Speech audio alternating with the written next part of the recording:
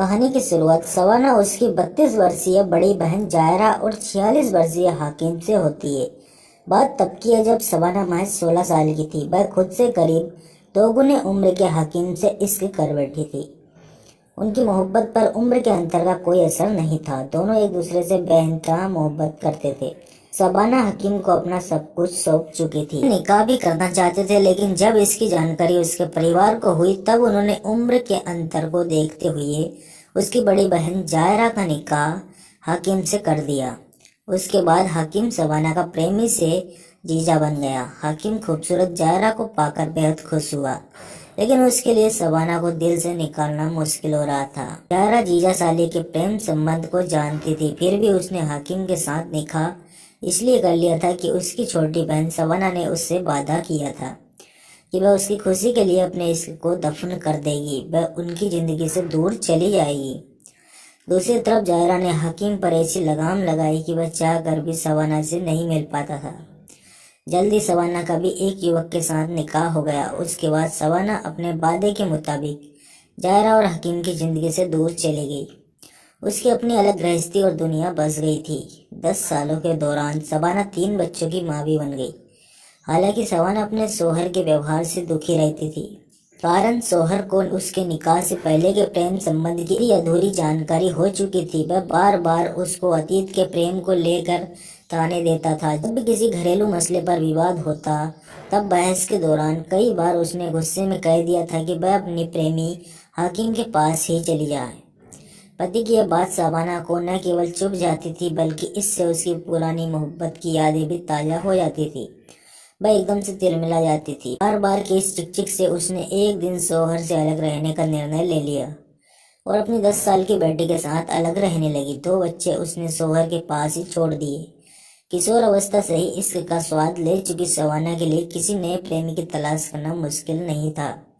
जल्दी उसे संजय बामने नाम का एक युवक मिल ही गया। संजय उम्र में छोटा था तो क्या हुआ, वह उसकी भावना को समझता था और उसकी भूख भी मिटाता था। जल्दी संजय भी खुद से बड़ी उम्र की प्रेमिका को जी जान से प्यार करने लगा। अपना घर बार छोड़कर बगैर शादी किए हुए शबाना के साथ रामनगर मल्टी में किराए के मकान में रहने लगा। कुछ समय तक संजय और शबाना के बीच लिव इन की मधुरता बनी रही, लेकिन उनके रिश्ते में खटास तब आ गई जब शबाना का पूर्व प्रेमी यानी उसका जीजा हकीम उसकी जिंदगी में वापस आ गया। दरअसल हकीम ने जायरा से निकाह करना इसलिए स्वीकार किया था क्योंकि तब उसे लगा था कि शबाना उससे पहले की तरह ही मिलती जुलती रहेगी। लेकिन ऐसा नहीं होने पर हकीम उसकी याद में बेचैन हो गया। जब उसे शबाना के अकेली रहने के बारे में मालूम हुआ तब उसने उससे मिलने की योजना बना ली। हालांकि शबाना और हकीम के मिलने की राह में जायरा रोड़ा बनी हुई थी। बावजूद इसके लंबे समय बाद जब हकीम अपनी साली और पुरानी प्रेमिका शबाना से मिलने उसके पास गया तब उसने उसे बाहों में भर लिया। उसने हकीम की खूब आवाभगत की। उसकी कि उनका अधूरा प्यार फिर से लिखा जाने लगा, लेकिन इसकी जानकारी भी संजय को जल्द ही हो गई। शबाना अब दो प्रेमियों के साथ लिव इन में रह रही थी, लेकिन लंबे समय तक इस तरह रहना आसान नहीं था। संजय ही शबाना के घरेलू खर्च और उसकी बेटी के पालन पोषण का जिम्मा उठाए हुए था। संजय को यह बात पता चल गई थी कि शबाना के पास उसका जीजा हकीम भी आता है, इसलिए उसने शबाना से साफ साफ कह दिया कि उसने अपने घर में किसी दूसरे मर्द को वह नहीं देखना चाहता। इस पर शबाना ने रिश्ते की बात कहकर कुछ समय तक संजय को बहला दिया। फिर भी संजय ने हिदायत दी कि उसके नाजुक रिश्ते में किसी की भी दखल अंदाजी नहीं होनी चाहिए। यदि ऐसा होता रहा तो वह हरगिज बर्दाश्त नहीं करेगा।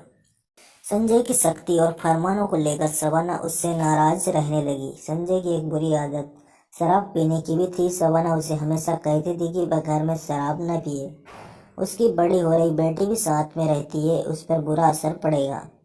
जब से संजय और शबाना के बीच हकीम को लेकर मतभेद उभरे थे तब से संजय की शराब पीने की आदत बढ़ गई थी।